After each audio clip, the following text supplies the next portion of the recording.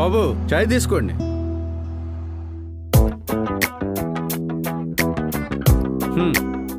వస్తున్నాడు రా ఉద్దర బేరం.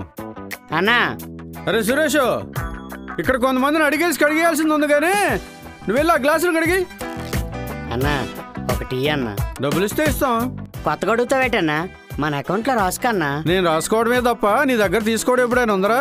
6 నెలల్లో జాబ్ వచ్చేద్దన్నా. మొత్తం కలిపి వడ్డీతో ఇచ్చేతను. 4 ఏళ్ళ నుంచి ఇదే చెబుతున్నావు. అన్నంటే నమ్మకం అన్నా. ఈసారి అన్ని ఇచ్చేతడు జాబులు. అన్నా నమ్మకం ఇదేనాది? ఆ నమ్మకం మీద ఆశలు పెట్టుకుంటే నీరు గారిపోవడమే. నాకు జాలేస్తుంది కానీ నీలాంటి వాళ్ళని చూస్తే 4 ఏళ్ళ నుంచి ఆయనకి జాలేయట్లేదు అనుకుంటా.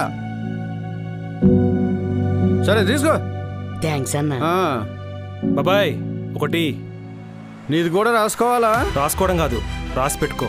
6 నెలలు అవుతుందా 7 నెలలు అవుతుందా జాబు? 2 నెలలు వస్తుంది. నీది కూడా ఆ నమ్మకమేనా? నాది నమ్మకం కాదు, గ్యారంటీ. గ్యారంటీయా? నమ్మకానికి గ్యారంటీకి తేడా ఏంటి?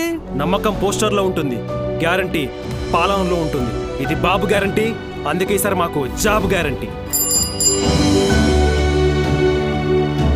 సైకిల్ వచ్చింది, బెల్లు మోగింది, సత్యం. ఇప్పుడు వచ్చింది సైకిలే, రేపు అధికారంలోకి రాబోయేది సైకిలే. సైకిలే వస్తుంది.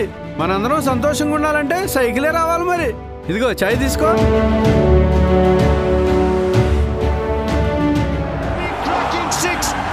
బాబాయ్ అక్కడ 6 ఏమో, మన బాబు గారు సూపర్ 6. సూపర్. 3000 రూపాయలు నిరుద్యోగ ప్రతిష్ట.